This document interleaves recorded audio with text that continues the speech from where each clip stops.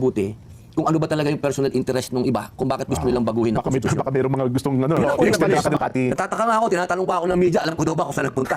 Palagay mo ako, kaya ko itanong kay pare, saka pupunta. Oo nga. Diba naman pambihira naman.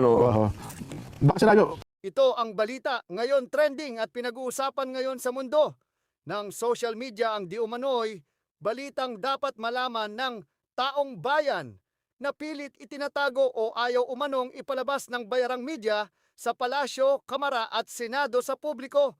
Pero bago ang lahat, kung bago ka pa lamang sa channel na ito at kung gusto mo ang balitang politika, please huwag kalimutan mag-like, subscribe at i-click ang notification bell para mas maging updated ka palagi sa lahat ng mga video na ina-upload namin. At ito na nga mga kababayan. Sir, magsayang hapon po sa inyo. Opo, bismillah. Assalamualaikum po. Ayan. Sa lahat po ng nanonood, magandang hapon po sa inyo. Opo. Ngayon ko lang na-realize, Senator Robin, di pa tayo nagkakalayo. Opo, parang lamang ka nga po, sir. Parang insecure na ako pagpasok ko. Mga isa, di pa lamang pa. Una, kamusta muna kayo, Senator Robin? Alhamdulillah, ako po ay mabuting-mabuti at masayang-masaya po sa buhay ko. Ngayon ko lang ho na-realize yung halaga ng pangangamusta. Di ba na naging bahagi ng salita ni Senadora Pia Cayetano, kapag ka meron palang konting tension, napakahalaga nung kakamustahin ka ng kaibigan nyo. At siyempre po, lalo na pag nasa isang bahay kayo. Yan, Kaya, doon nakikita yung kapatiran. Kaya ngayon, lagi pag may nakita ko, kamusta kayo?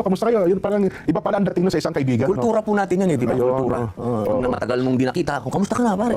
Lalo kapag ka merong konting tensyon, kahit hindi simpleng text, kamusta kayo dyan? Mga ganun pala, no? Ang importansya din, Senator Robin, ano po? Lalo na po kung malaking tensyon. Yan. Kapag pinag-uusapan na yung bahay ninyo.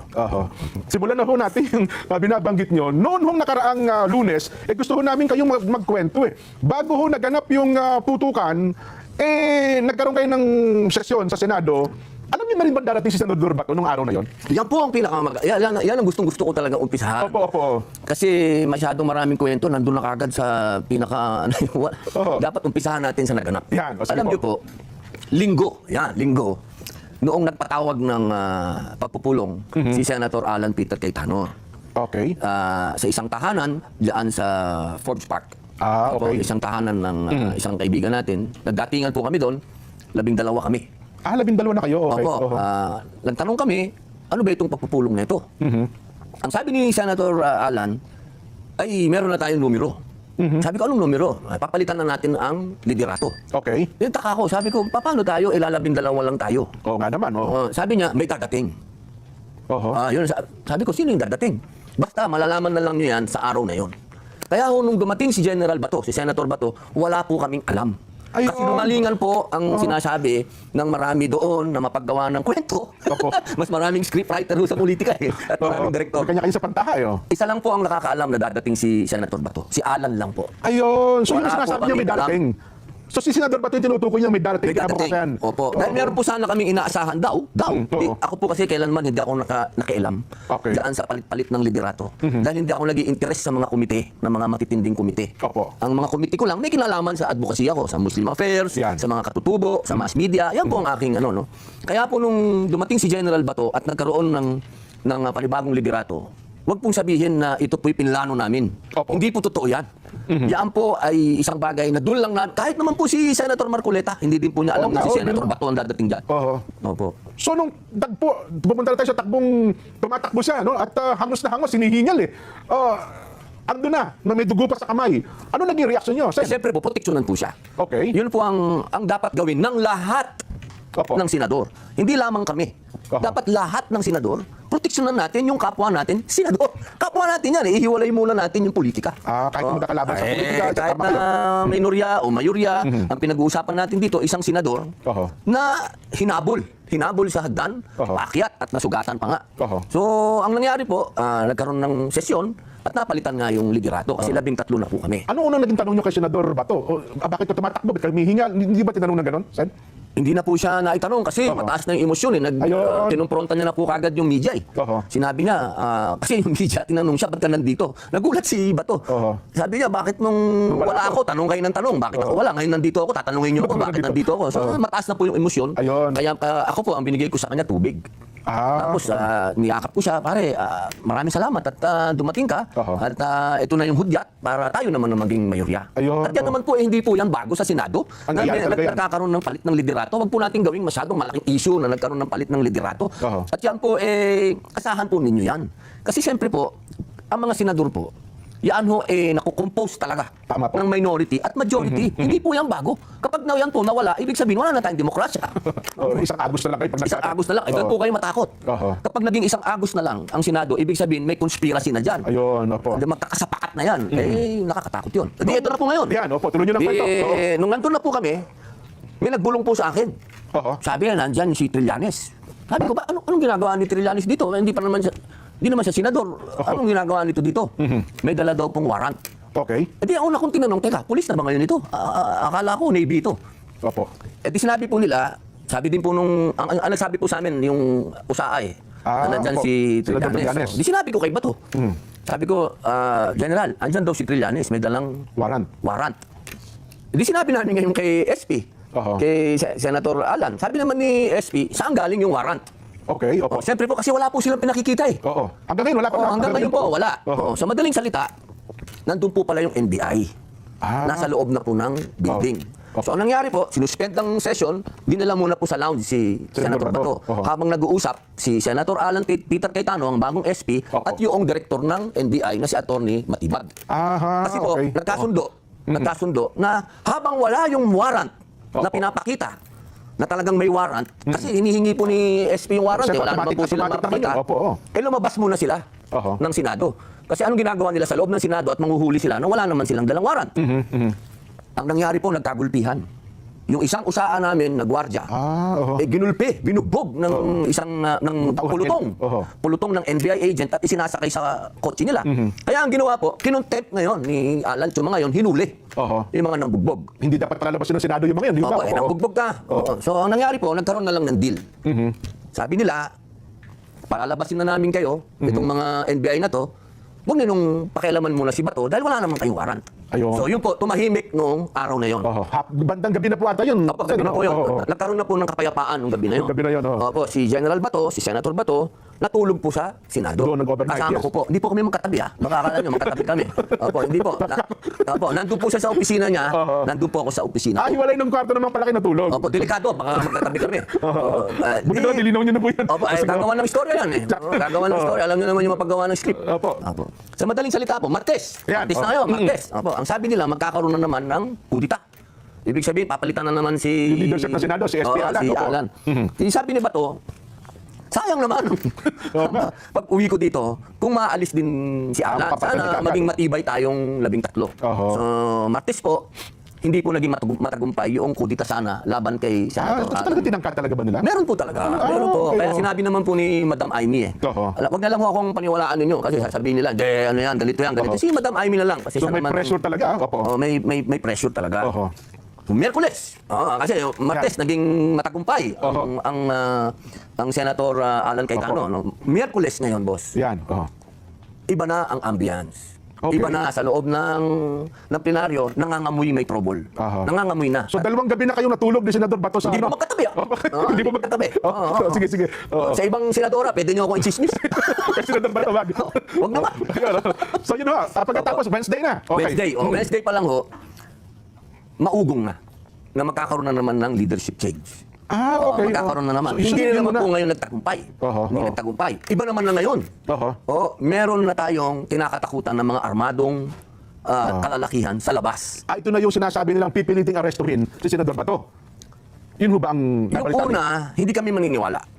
Kasi nag-usapan na May usapang lalaki na si SP Alan saka si Director Matibag na sinasabi na may mga armado na sa labas. Kasi ako, natural na may armado na dahil 1,000 pulis na yun nandun nga po. Meron ng 1,000 pulis doon. May nagrarally sa labas. Nagrarally na yung pro impeachment, nagrarally na rin yung anti-impeachment. So kami, ang iniisip namin, itong ganap na ito, may kinalaman lang ito sa impeachment. Hindi kay Bato. Yun ang naging kasi may usapang boss, lalaki tayo, boss. Yun ang naging basa nyo ng pangyayari na yun. Nagbigay ka ng salita, yun na yun, di ba? Nung gabi na, ang sabi kasi sa amin, dadating yung articles of impeachment. Kaya ang sabi sa amin ni SP Alan, huwag kayong umalis. Oho. Dito lang kayo sa opisina ko. Oho. Kasi tatanggapin natin yung articles of impeachment. Ayun. Habang nag-aantay po kami doon, nagkaroon ng komosyon. Oho. Ang sinabi ng USAA, meron ng mga armado sa mismong premises na. Kasi nakikita nila ito sa CCTV, no? Oo. Nakapaligid na CCTV ng Senado. Hindi lang po sa CCTV, kundi may mga nasa labas na po na nakukunan nila. Oho. Na meron ng mga armado doon sa bintana, sa labas ng... Natatanawan nila. Okay. Natatanawan. Opo. So sabi ni General Bato, Senator Bato, ay mas mainam siguro, wala ako dito sa opisina ni Yun ang... ni Senator Alan. Opo. Dahil madadamay pa tong mga senador na to kung huhulihin ako. So iniisip ni Senador Bato, kaya nangyayari yun dahil sa kanya. Kaya kung sabi ko, NBI na boss eh. Oo nga, no? NBI na Oo. yung boss eh, hindi Oo. na yung biro. Oo. Kaya po, umakyat kami, may video yan boss. Oo. May video yan, na umalis kami sa opisina ni Senator Alan. Alan, umakyat kami sa 5th floor. Okay. Kasama ko si Senator Bato. Oo. Kasi nga, kung totoong magsaserve ng warrant itong NBI, mas maganda nga naman sa opisina ni Bato. Bakit naman Okay. sa opisina ni Senator Alan? Nung nandun na kami sa 5th floor, wala naman ho kaming narinig na putok doon. May mataas eh. Okay, Nakarating sa amin na nagputukan sa baba. so yung tagpo na nagkakaputukan, wala kayo Wala, dun wala sa po kami doon. grupo nung Wala po na kami Senador doon. o Hindi po Senator namin Alan? narinig ni Senator Bato yun. Ayun, Oo, oo. nandun po kami sa taas. Opo. Nasa kanya-kanya opisina po na kayo ng tagpo na yun? Opo, opo, Okay, opo, okay, opo. opo. Di nung umakyat po yung kasama namin isa, sabi, nagkaputukan sa baba. Sabi ni Senator Bato, brother, tingnan mo nga. Sa akin po yun. Oo. Kaya po ako bumaba. May video rin po yun. Oo, nakita ko sa May video. video rin po yun. Bumaba ako. Pumasok ako doon sa opisina ni Senator Alan, ni SP. Tinignan ko sa loob. Okay naman yung mga senador. Pero syempre, wala na akong ilaw. Tensyon eh. Opo, opo. Naka-live sila. Medyo pumasok na po yung takot. Opo. May umiiyak na po sa kanila. Dahil putukan po talaga. Oo, Pati po yung mga kasama nating media talagang naghihiyawan na. rin. Opo, oo. Opo. Ako naman po, dahil nakita ko naman okay sila, umakyat na naman po ako. Video rin po yun. Bumalik ulit kayo sa opisina. May video din po yun. Oo. Na humabol pa yung media. Sabi sa akin, okay lang po ba kayo? Siyempre, okay. Ginawan din ng kwento ito. Hindi ko alam. Ba't nila ginawan ng kwento? Okay naman yan. Di ba? Yan, ibig sabihin yan. Ganun, Okay yan. yes, Kamusta sir. po kayo? Sabi, okay ako. Mm-mm. Sumunod yung media. Ang sabi ko, huwag kayong sumunod kasi may mga armadong tao na dito sa Senado. Okay. Baka madamay kayo. Kaya gumaganon ako. Doon kayo, doon kayo. Oho. So, umakyat po ako uli. Kay General Bato, sabi ko, pare, nagkaputukan na nga sa baba. Kitang-kita ko nag-alala si Senador Bato. General Bato. Aha. Sabi niya, maraming tao sa baba, pare. Maraming tao sa labas. Bakit nagkaputukan? Sa madaling salita po, nung nabalitaan namin, Oho. na nandun na si Secretary John Vic Rimulya Opo. at nandun na yung PNP chief, bumaba po si Bato.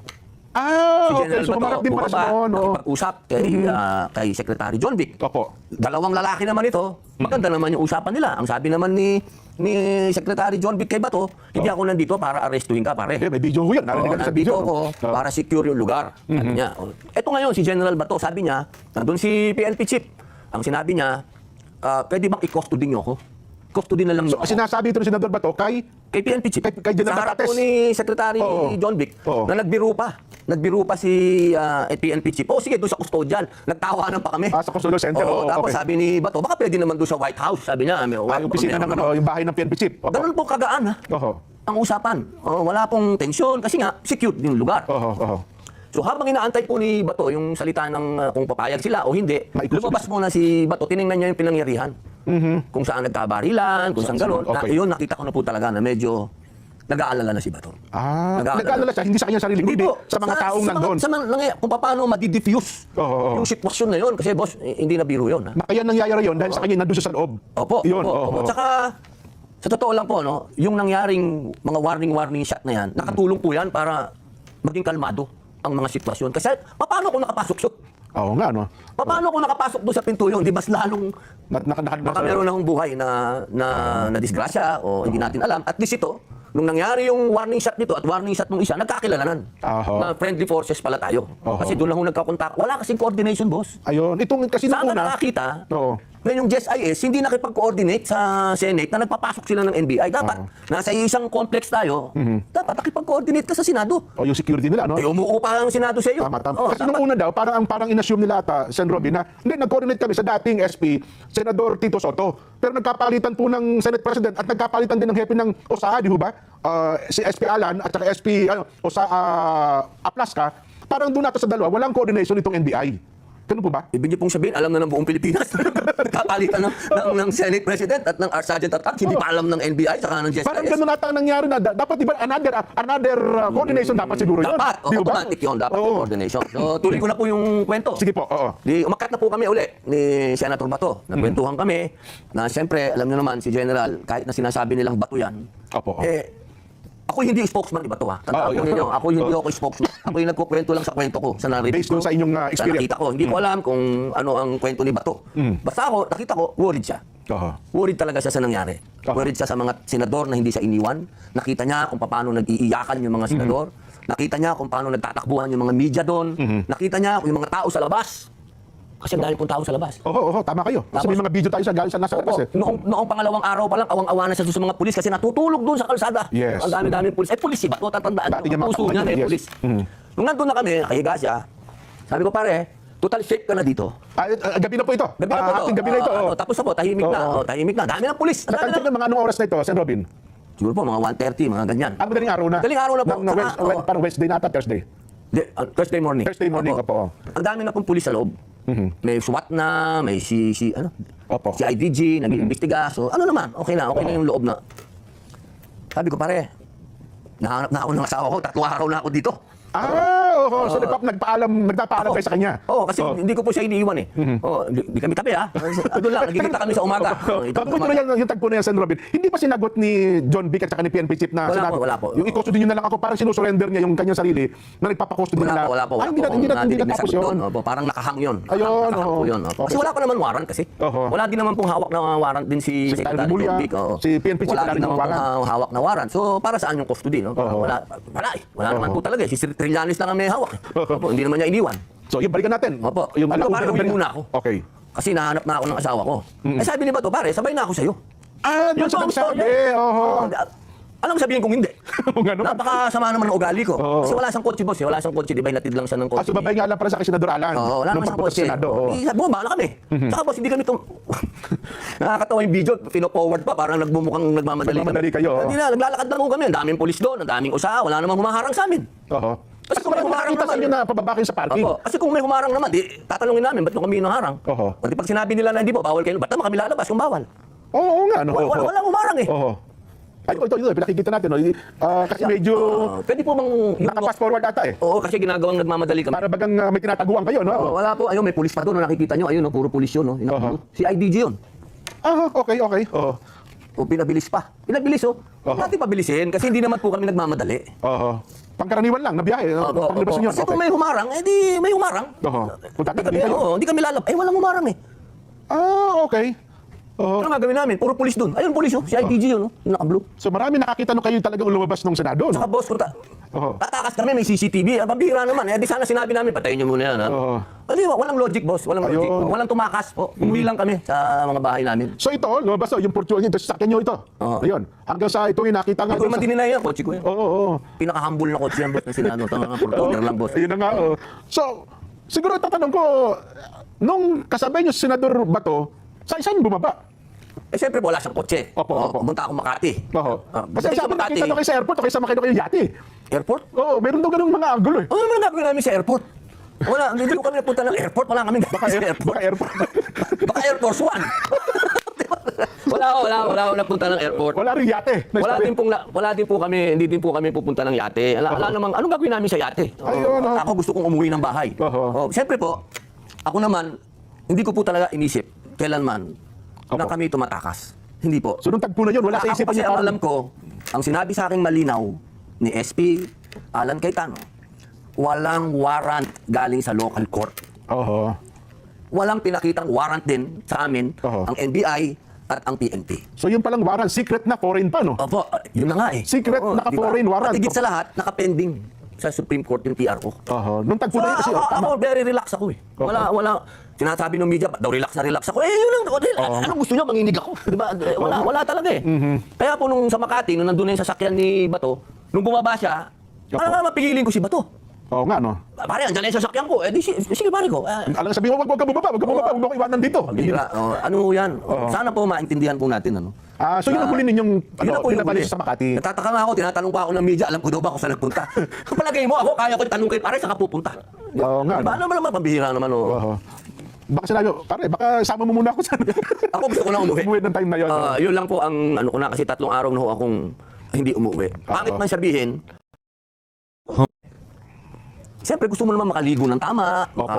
Kawit talaga sa bahay, yun.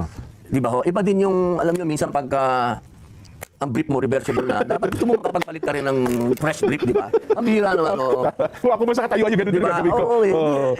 So mambihira. pagkatapos nun, binaba niyo po siya, umuwi na kayo, diretso Umuwi na kayo. po ako. Aha. Kasi ngayon ho, ang sabi San Robin, ayoko sa imang galing, drama daw ito, stage daw itong nangyaring ito lalo yung putukan Mahirap. Oo. Alam niyo, pagkabuhay po ng tao ang pinag-uusapan natin, wala dapat yung usapang stage. Kasi Ano ba? hindi naman namin kontrolado yung GSIS, hindi naman namin kontrolado yung NBI. Oo. Tsaka Lunes pa lang po, ang dami na pong armado sa labas pa lang po ng Senado. Nag-checkpoint na po sila sa labas. Oo. Walang makapasok, walang makalabas. Tapos, May Lunes pa lang, nabugbog pa, ano? nagkabugbugan na. Hindi imposible po na stage kasi meron pong mga magkakasunod na araw na ganap. At saka Pati po yung mga palitan ng liderato. Paano po ma-stage yun? Tsaka yung live bullet, mahirap i-stage yun, San Robin. Opo. Tsaka alam nyo, dapat ang pag-iisip natin walang nasaktan dito. Magpasalamat po tayo sa USAA, doon po sa Sergeant at Arms at doon sa NBI, na nagpalitan po sila ng warning shot at nagkakilalan. Oo. Kasi kung hindi po nagkakilalan yan at nakapasok po doon sa loob, marami pong madidisgrasya ang buhay dito. Kayo po, San Robin, mahilig kayo sa baril. Pero sabihin yung warning shot, kung talaga ng tao yun, hindi mo pwede sabihin, Ako po walang yung warning shot. criminologist po ako Oo. Opo, ako po yung graduate ng criminology. Alam Opo. po natin ng rules of engagement. Opo. Sa rules of engagement po talaga, yung warning shot, yan po ay ipinagbabawal yan. Yes, tama Pinagbabawal yan. po Oo. yan. Pero, pwede mong gamitin yan kapag call mo na. Oho. Halimbawa, yung mas marami Yeah. yung kalaban. Kalaban mo, yes. Oh, Kaya may kailangan threat mo nga. mag-warning shot para hindi makalapit. Oo. Meron pong mga usa sa rules of engagement na pinapayagan yan. Yun, oho. Hindi po pwedeng sabihin natin pag sinabi mong bawal, bawal lang. Hindi po. In every rule, sabi nga nila. There is an exemption. Yeah. Opo. Lalo pa nga ito, General Plaska, sana ito sa bakbakan Yan po, alam mo, tandaan po natin, ito pong mga nasa USAA, trained po ito ha. Oho. Si General Aplaza po ay PMAyer. Hindi po yan sundarong kanin. Yes po. Yan po, ang record po niyan matindi. Opo, kumbaga battle tested. Oho. At ang mga USAA po, diyan sa Senate, meron po diyan mga talagang highly trained. Yes po. Yung iba po diyan galing pa sa sundalo talaga Yung tinatawag natin elite. Oho. Opo, meron din po diyan mga criminologist talaga. Wala po diyan yung tinatawag natin sigang kanin. Yan. Opo. Sa tingin daw ng iba, San Robin, kaysa inyo na nga manggaling, si Senador Bato daw, fugitive ganyan. Pero sa inyo bang mga senador, sabi nila, bayani para sa inyo si Senador Bato. Kasi inisip niyo yung kalagayan, kapakanan, ng mga nasa loob mismo ng Senate building Kayo, anong pananaw niyo mismo? Wala pa naman sa akin po Oo. Una, nasaan yung warrant na nagsasabi na siya ay fugitive dito sa Pilipinas? Wala po akong nakikita pang warrant of arrest sa kanya. Pangalawa, talaga bang ganun na tayo? Talagang yung mga dayuhan na ang ating iintindihin. Talaga bang tatanggapin natin na nagkakagulo tayo ngayon dahil sa warrant ng dayuhan? Para po sa akin, hindi siya fugitive. Hindi ko matatanggap na fugitive siya dahil sinabi ng dayuhan. Ayun. Opo, siguro kailangan antayin po natin yung manggagaling sa ating local court. Opo, kung local court na po, galangin natin yung atin. Pagka dinidiktahan tayo, parang gusto ko magbubad ng t-shirt. Si Malbar General Malbar nga. General Malbar. Pero pagka kanya na dayuhan kasi yung pinag-uusapan, nagiinit yung tinga ko. Kailan natin mapapanood yan? Inahitan na ako kasi. Pero teka lang, sa pangyayaring ito, magkakaroon daw po ng mga investigation. Willing ba kayo na makipag-coordinate o makipagtulungan sa Lagi investigation? kong sinasabi na tayo po ay lagi ko po sinasabi sa media yan. At tayo na, bago nga po ako nagsalita, inantay na muna natin ilabas nila yung mga ebidensya. Yan, opo. Hindi po ako talaga, wala po akong record na hindi sumunod sa batas ng Pilipinas. Opo. Nagpakulong nga ako ng 3.5 taon dahil ginalang ko ang batas ng Pilipinas. So- Marami dyan, tinatakasan. Well, nandiyan na po ito. Nangyari na. Sir Robin, napakaganda ng kwento ninyo. Tika lang, pinelikula nyo. Marami na. Gusto nyo ba yung pelikula yung nangyari sa Senado? Hindi naman. Alam mo, ang buhay po ni Senator Lacson saka ni Opo, Senator Bato, ginawa ko po Opo, yung pelikulang yan. Opo. Yun na nga Sana po, pagka na-resolve na ito, magawan din natin kung ano talaga yung tunay na nangyari. Oo. Kasi sa totoo lang po, ang daming kwento na walang kwenta. Yan. Opo. Sen, dahil sa meron na pong bagong pamunuan, nandiyan na po yan. Ano na ngayon ang committing hawak nyo at ano ang focus nyo ngayon? Opo, yung pa rin po, ang mga committee po natin, nandiyan pa din po ang public information and mass media. Yes po. At siyempre po, yung ating cultural minorities at yung Muslim affairs. Oho. Ngayon po, binabalik po nila sa akin yung constitutional amendment Oho. at yung codes. Oo. Yan po kasi yung ating advocacy noon pa. Oho. Hindi pa po kami magkakilala ni dating Pangulong Rodrigo Roa Duterte. Opo. Ako po talaga, gusto ko na talagang palitan ng saligang batas. Oho. Ngayon po, ibinalik na naman sa akin yan. Pinag-iisipan ko po kung isusulong ko. Oho. Ngayon, sapagkat nakukulayan po ng mga personal interest. Oho. Kasi 4 years ago, walang gustong sumuporta sa akin. Okay. Lahat, puro pang babas ang inabot ko. Nagtataka ako ngayon, bakit lahat gustong sumuporta sa akin? Ah, Medyo kailangan pag-aralan ko po mabuti kung ano ba talaga yung personal interest ng iba, kung bakit gusto nilang baguhin ang konstitusyon. Baka mayroong mga gustong i-extend ang kanilang mga termino. Pag nabuksan nyo kasi yan, mahirap nang mapigil, Sen. Robin. Sa akin po ngayon ng pagbabantay dyan. Kasi dapat po ang interes ng taong bayan Opo. at ng ating bansa na sa ngayon po ay lubog na sa utang. Nako, Alam opo. niyo po ba, 65% na po ng GDP natin, ha? Tandaan po natin. Kapag ganyan na po, ibig sabihin tayo po ipapunta na sa isang bagay na hindi na tayo makaka-recover. Mabigat po yan. Ang bawat Pilipino may utang na po ng 150,000 pesos. Ang dollar po natin ay papunta na sa 62. Nako, So, sana po, magising na po tayo, mga mahal kong kababayan, na itong sobrang politika na to, Aha. hindi po nakakatulong sa atin. At yung pagsunod natin sa kagustuhan ng mga dayuhan, hindi po nakakatulong sa atin kung hindi nakakagulo. Hanggat hindi po natin pinaprioridad yung mga pangangailangan nating sarili dito sa bayan natin, walang mangyayari. No. Sen, alam ko nagiging madamdamin na kayo sa kapakanan ng ating mga kababayan. Ano pong gusto niyo mensahe ngayon sa ating mga kababayan, mga nanonood ngayon? Napakarami po nakasubaybay sa atin, maging sa social media. Kasi yan, sabi nila, mukhang nalilihis tayo sa ibang issue. Kayo po, sa inyong pagkakataon. Ako po, ang una ko pong sana ang pag-usapan natin, trabaho. Sana po magkaroon na po tayo ng mga trabaho para sa ating mga kababayan na tama ang sweldo. Yan pa lang po ang mga una nating dapat talakayin dyan sa Senado. Yung mga basic needs. Opo, kailangan yung tahanan, yung tubig, yung kanyang kuryente, yan po ang mga dapat nating unahin. At sana po, kung meron po tayo talagang aksyon laban sa korupsyon, sana lahat, wag tayong mamili. Wag naman yung sisentruhan natin lang sa isang tao. Dapat kung gusto natin linisin ng gobyerno, lahat. Oo. Dapat hindi po pwedeng individual, dapat lahat po tayo.